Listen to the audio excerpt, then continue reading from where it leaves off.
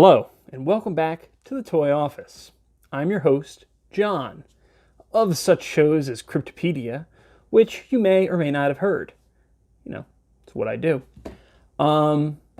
This is going to be my first review for Toy Office. You'll notice the lavish playmat provided to me two years ago by Brandon's sister. He has a matching one. It's pretty great. It's from our local game store. I got a kitty, and this looks like my one kitty down in the corner here. I got my old painting spinner, which I'm going to be using to demonstrate this week's figure. We got a Studio Series Megatron in the corner there and some odds and ends. I don't really want to do the whole photo booth thing. Dan Larson from Toy Galaxy's got that on lock, and I really don't like my own face, so this is what you're going to get. Anywho, before I get into the review today, I just kind of wanted to go over a little bit what I think of toys and what kind of stuff I enjoy. If you saw my first video, which is like 40 minutes long, you'll know what this whole office looks like. In particular, I have a few major hobbies that I follow. I always love myself some Godzilla. This is from Shin Godzilla. I have a small collection of vinyls, these tiny vinyls, and I have a little bit of an SH Monster Arts collection, which you didn't see in the video. I'm a very big fan of them, but I'm also, and more importantly, I'm a huge fan of Transformers. Almost all of my collection is Transformers. There's a few odds and ends. I have a handful of Bionicle, some Power Rangers stuff, a few Star Wars figures with like a vintage Boba Fett and a few things like that. I have a big old collection of D&D miniatures, but I'm probably not going to review those anytime soon unless someone wants. But the bigger thing for me, as I said, is Transformers. And now, when I first started out in Transformers, Beast Wars was a thing. Now, this is my favorite character, Cheetor. This is the deluxe class version of him, Green Eye variant. There's several variants of this guy. I'm not going to review him today, but I love him. He's a good toy. He's a fun toy. The better one is the Transmetal one, but my Transmetal one's in a display downstairs, and I just knocked him over. And I have like 5 of this guy. So, interesting note about the Beast Wars toy line. It started off as a Kenner toy line. But Hasbro owns Kenner at the time, so it was a Hasbro product through Kenner. It was kind of cool. Some of the old cards still have Kenner on it. I think my Soundwave over there even has one, but I'm not sure. I have to look at it. But that being said, after Beast Wars ended and Beast Machines ended, I kind of dabbled in Transformers a little bit, but it wasn't until the movie, the 2007 movie, that I got back into it. And then they released a toy line called Animated, and that totally consumed me, and I pretty much own all of Animated. There's a few that I don't have, like I don't have Starscream, but I have Sunstorm. I don't have the, what's his name? The Blackout that was Japanese exclusive. I don't have the exclusive Bumblebee. I don't have a few of them. And then as I started to get jobs, I started to go a little more obscure. And what we got right here is Heinlad from Beast Wars Neo, I want to say.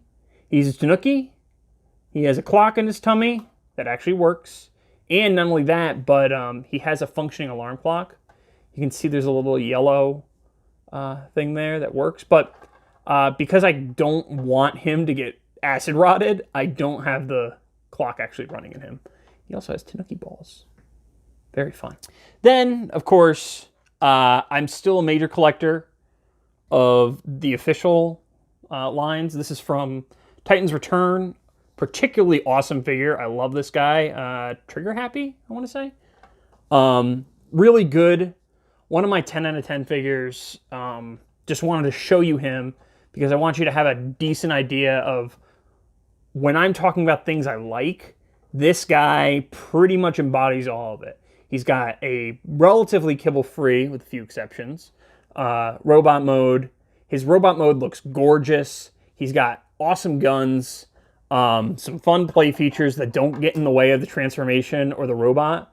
So, like, for example, you can kind of set him up to have like a Captain Hook style blaster, something along those lines. There we go. Let's just pop this bad boy back in. And of course, he's a headmaster, which is my favorite part. I am a huge fan of the headmasters. Although he's a Titan master because they changed it, but I'll still call them headmasters. Sorry, Cheetor. And then, of course, one of my most recent amazing figures is this Sideswipe here. Really fun toy, phenomenal robot mode, phenomenal vehicle mode. I love the face on this guy. It might not be visible. There we go. But recently, I've been loving some Legend scale figures. This is Legends Smokescreen. I adore this guy. I have purchased every version of this mold that New Age has put out, and I don't regret a single purchase. Really good toy. However, none of these guys are the focus of today's episode. I just kind of wanted to show you the somewhat eclectic nature of my collecting hobby. Without further ado, we've got, let's see if I can kind of angle that up, the Megazord. This is the Mighty Morphin Power Rangers Megazord, the very first from Season 1. It is the Q Ranger mecha from Super Sentai, and it is, without a question, my favorite Zord design ever, or Mega design ever. There's something just really satisfying about it. It's deliciously blocky. The colors, I don't know, they work for me, but it might just be literally because I'm so used to them. My sword's got a little bit of dinging up. This is my childhood Megazord, and I wouldn't trade this thing for a perfect one because this guy has seen me through more pretend battles than probably any other toy in my collection. Cheetor might be withstanding. But I'm going to talk about this mode in a little bit. Let me pull over the other guy who I'm going to be working with today. Move this out of the way. And that's the remake. I think this is 2009. I'll probably put a subtitle, right here that says what it is. Notice he's in much better shape. He's also decidedly smaller, but his proportions are a little more nice. I also have the Legacy Collection one that replaces this with die-cast parts and all that kind of stuff. And I have the Solo Chodokin one, but that one I'm not going to do on this video because it's its own beast. So through the magic of jump cuts, I'm going to disassemble this guy and bring him to his individual Zord modes, okay? Man, I'm still getting used to my hands. So, and we're back. So, a few things. Let me just re-angle this. Got some explosion effects there. Right here is the original grouping of Zords. Move these out of the way so you can get a better look at them as a whole. We've got the Pterosaur, Mastodon, Tyrannosaurus Rex, Triceratops, and Sabertooth Tiger. Individually, these are more or less bricks, but I want to go through each of them and give them each their due. And we'll start out with, I guess, the least interesting one, just to get that out of the way. So, this is the Pterodactyl Megazord, or not Megazord, Pterodactyl Zord, important. Megazord's the combination of Zords. Zord is the singular entity that makes up the whole.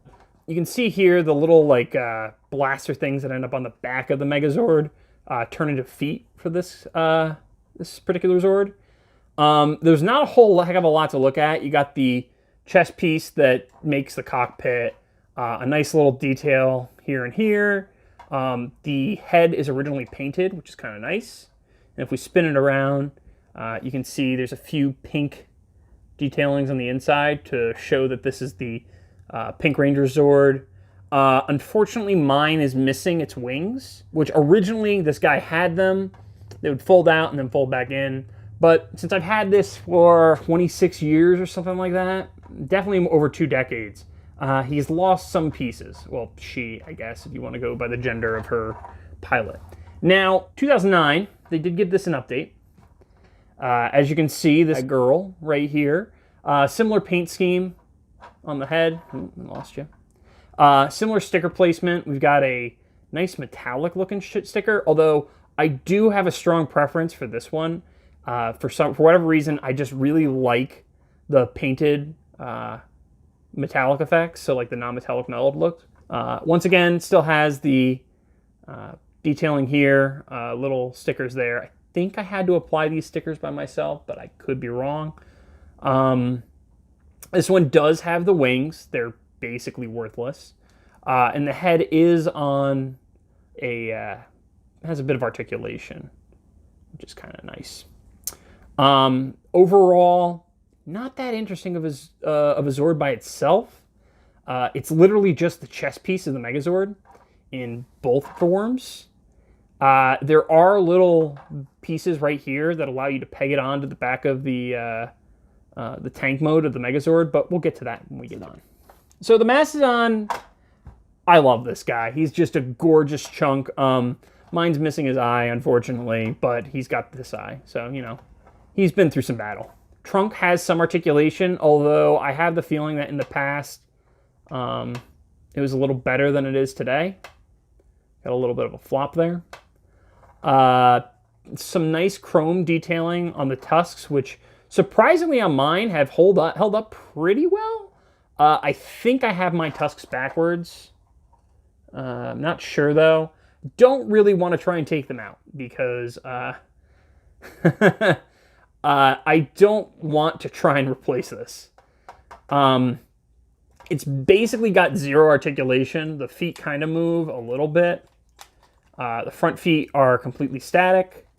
And it's mostly just a chunky block, and I absolutely adore this figure. I don't know why I prefer it over the pterodactyl, but I have a suspicion that is because the pterodactyl looks like a chess piece with a head. The Mastodon looks like a Mastodon. Much like the pterodactyl, this guy's got a counterpart from the, what's it called? The 2009 iteration of the Zord with the Zord Builder ports. Doesn't have any trunk articulation. I definitely think that these are backwards now that I'm looking at this because the Mastodon tusks are pointing outwards. But I'm just going to live with that, and that's my curse. The stickers, roughly the same. They did change the M up on the newer version. I don't know if this is more screen accurate. I don't believe it is, but whatever. Because I think it's supposed to be Megazord and yada, yada, yada. They also are, he's way smaller, as you can see. Less plastic, probably. But his overall transformation is almost identical. And he has literally, like, once again, no articulation. So, overall, decent toy. Decent component of the Megazord. Now, let's move over to everybody's favorite, Sabertooth Tiger Zord. Well, not really everyone's favorite. Once again, basically a brick. No mouth articulation. The head moves, but that's mostly a part of the transformation sequence. You've got some articulation on these chrome tusks, but that's mainly so when you transform, you can do that if you want. It does have this like kind of cool wheel detailing and a pretty neat sticker right here. Like it a lot. Kind of obvious screw holes. The tail does move, and you can set it up so it's doing kind of like an attack mode, which is nice. Legs have motion, although because there's no ankle pivots, you're really not going to get a whole lot of posability out of it. This one's held up a lot better. I think of all my Zords, this is probably the second best, with the first being my Tyrannosaurus Zord, which likewise, the remake, much smaller. You notice the stickers changed to red. They took out a lot of the detailing on this guy right here. It's kind of disappointing, but you're not going to do much about that. Both of them have the same sticker that's in here, roughly the same at least. My Legacy one has a bit of a problem, but that's a whole other thing. But overall, not terrible. A little bad where the Mastodon made some improvements to the screw placement. Sabertooth Tiger Zord kind of took it to a new level of bad. It's unfortunate, but you're not going to be able to do much about that. There is one other thing that this guy has that the newer one doesn't, and that's these wheels here, which come into play when you change into the tank mode. So you can actually roll a little bit, whereas this guy, everything is molded plastic. Also, this guy's got the tooth articulation and the tail articulation with a little sticker right there. Also, I should talk about this right here because this is the first time that we're really seeing this. The joints on these guys are different, and that shouldn't come as a surprise because there's like, what is it, almost 20 years between these two toys. This one's using a proprietary joint with springs, which connects to the Tyrannosaurus kneecaps, whereas this one's using a Zord Builder port, which is a little different, and I'll get into that when we do the actual transformation a bit here. We've only got 2 more Zords to talk about before we get to the actual Megazords. Last auxiliary, not auxiliary, but limb Zord, I guess, is the Triceratops Zord. And man, mine has seen better days. It's missing its sticker here. Stickers are getting destroyed here and here. It was originally black, as you can see. That being said, the stickers that survived are pretty nice. I do appreciate this old 90s style, like, greeblies that they do. And there's actually some really nice detailing in this mold. You can see kind of the tank tread popping up over here. Really just gorgeous panel lining, and overall a beautiful toy. And man, that keeps falling off. I think I'm gonna have to like put some future in there or something. This one has the least articulation of the bunch, next to Pterodactyl here. Few things it can do. Tail can come up. Back in the day, this used to hold better, but mine has been through hell and back. This little cannon can move, which is nice for trying to do poses, but once again, hell and back. The head has some motion, but that's mostly because of the transformation. Horns move a little, and as you saw a few seconds ago, they detach. No mouth. There are some wheels on the bottom for the tank mode, which we'll get to in a second. Overall, basically a brick. The newer version, not much better. Stickers are a little bit more uninspired, so to speak. Same motion on the horns, although once again it's just because they can pop out.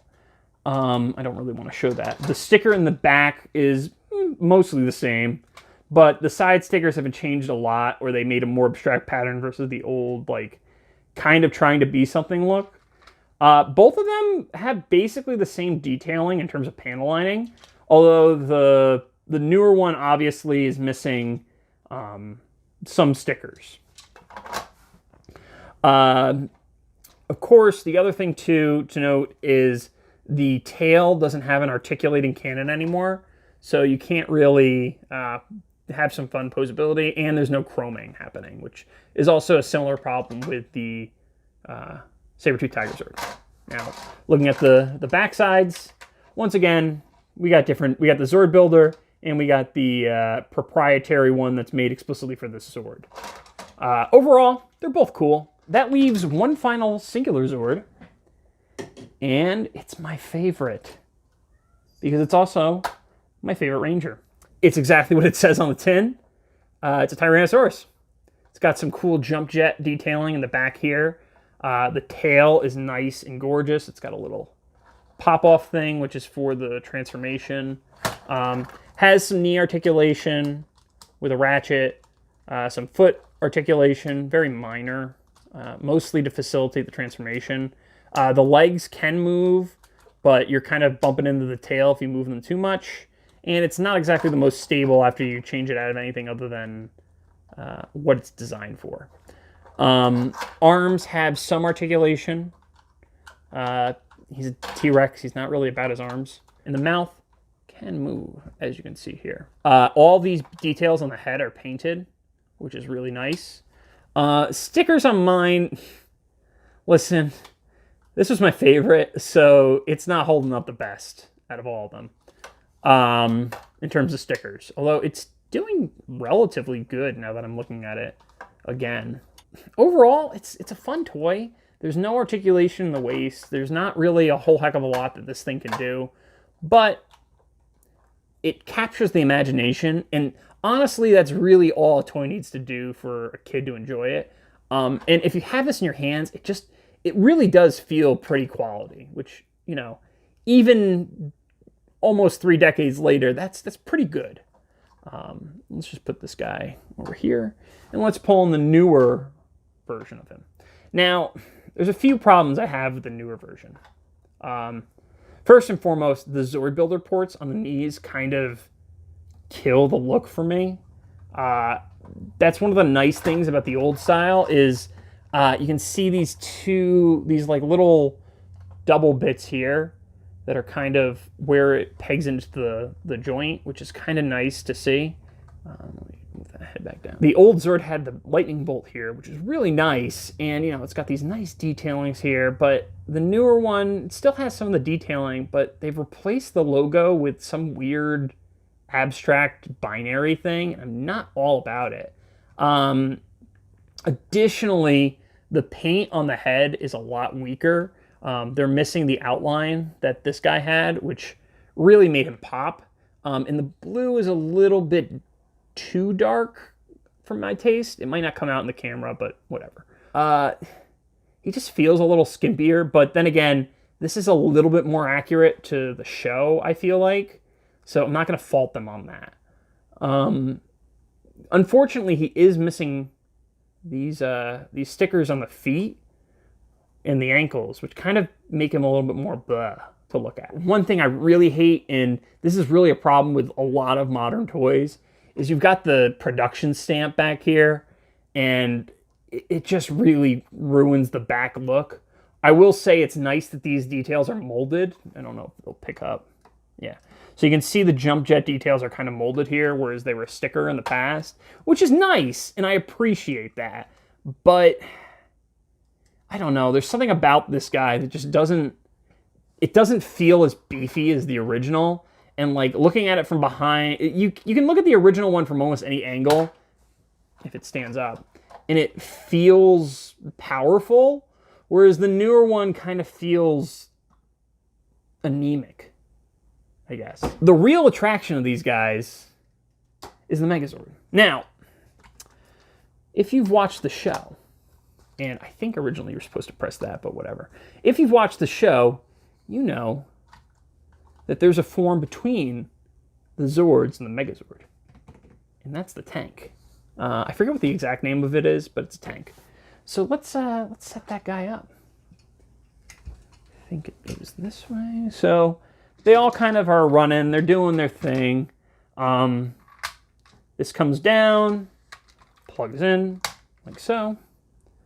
Sits down, like so. Closes up.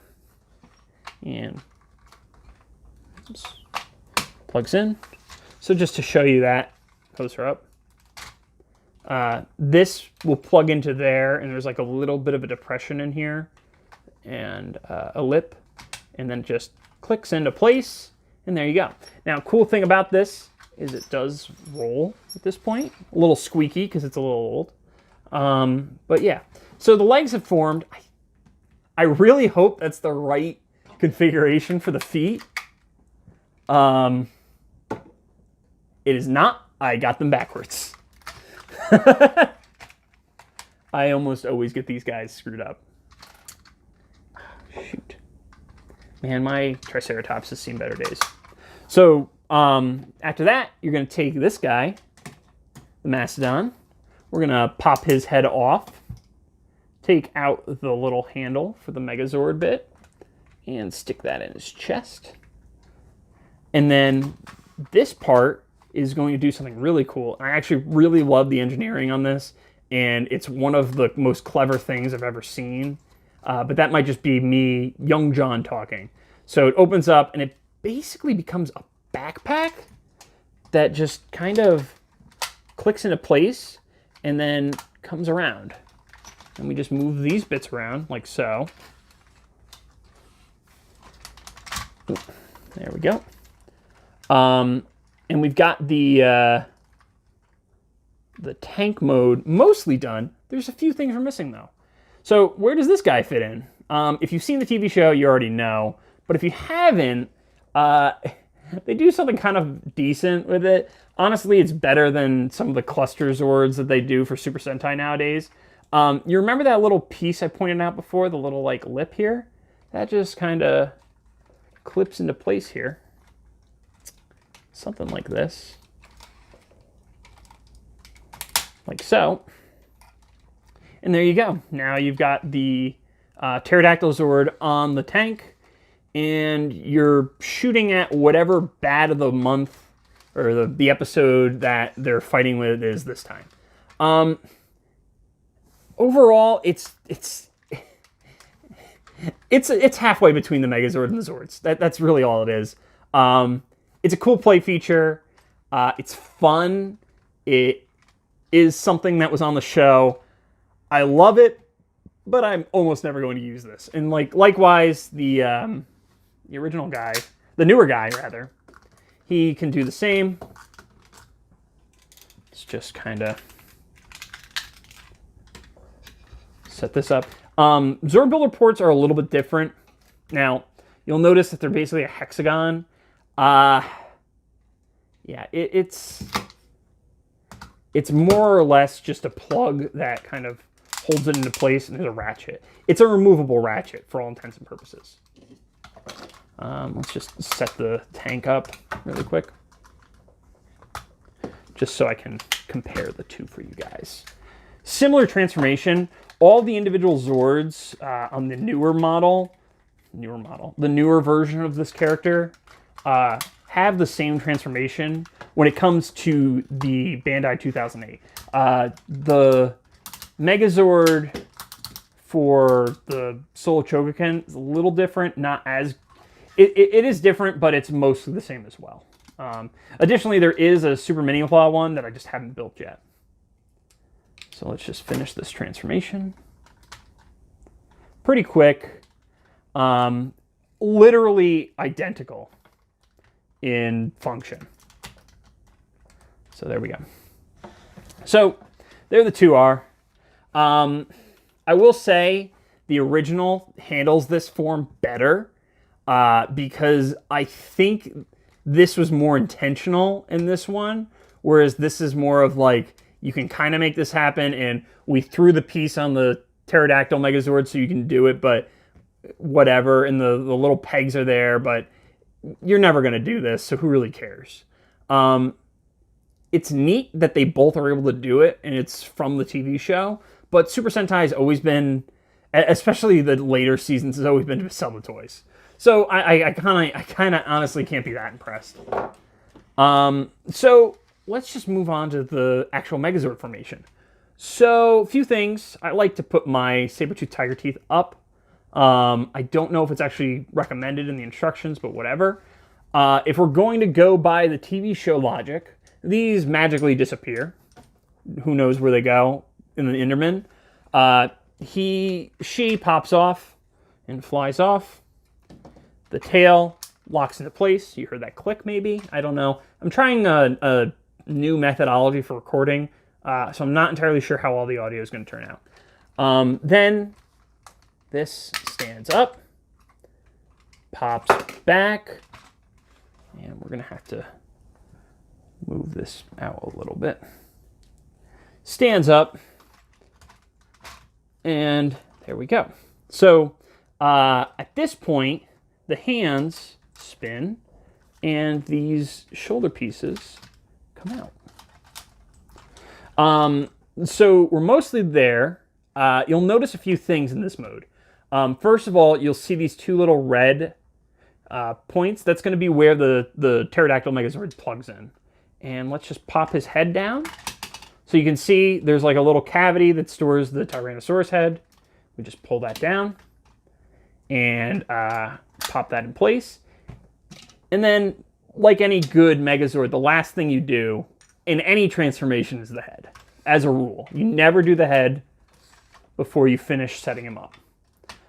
Sword's allowed to come later. Shield's allowed to come later. Head's last thing. So this flies in. Head pops in. So you kind of get a setup like that. You spin it around. That clicks into place. And the head swings out. And there you go. There is the Megazord, or Daizujin on the original Super Sentai Zyuranger. Very similar. The transformation, once again, is identical on the new guy. And that's probably why I'm doing these as a single video, because I really don't want to do two identical videos where I can't really talk about much on this guy, because really he's a lesser version of this one. That's all I'm going to say. You already have learned my great secret about how I feel about these toys. I don't hate this one because it's still the Megazord, and I love the design overall, but this one is just better. So let's just finish this transformation. Hands go. He stands upright, same way. Less clickety-clackities, and the ratchets are less satisfying. Similar thing, we can pull the head bit down, face gets exposed, head tucks away into the chest, right? Pterodactyl Megazord comes in, we do the head first, which is actually the way that you have to do on this one, but because I don't have the wings, I've never had to worry about that. And then the wings fold in place, like so. Then we plug this into place, right here. Like that. And then, of course, the most important part, transform the head. So, let me see if I can get a better... a few things that you can notice right now. This one's like a little more straight on, whereas this one's kind of got... the chest is kind of swooping up a little bit. It's a little weird. Probably to make it look a little bit more dynamic while sitting on the shelf, which is nice, I'll admit. But you can kind of not see the chest, the bottom of the face on that one. A few things. Both of them are painted. I have literally no idea how much of the head was painted when I'm talking about the head. How much of the head was painted on the original one. But overall, the detailing is basically the same on the two. You'll notice the head kind of isn't painted in the back on this one, whereas on this one, they decided to paint the back and the whole like fin here. Both of them are, they're literally almost the same head, although this one, let me see if I can, is a little blockier. This one, I'm not sure if it's totally visible on camera. Switch places. So this one's a little more angular, a little more, I don't really know what the word is for it, but I don't hate it. And also the horns on this one are a little bit nicer too, overall. This one's a little more brutalistic and a little more 90s. Basically the two look almost identical. The main differences are the M's, the obvious chrome that the older one has. This one's a lot thicker, and this one's a lot skinnier, I'll say. Height-wise, remarkably, they're almost the same. Now, I think that's mainly because of this Zord Builder feature, and the fact that the knees are not going in, which kind of makes this thing look a little skinnier, a little more... Yeah, anemic's really the only word I can say for this action figure. But they're both great.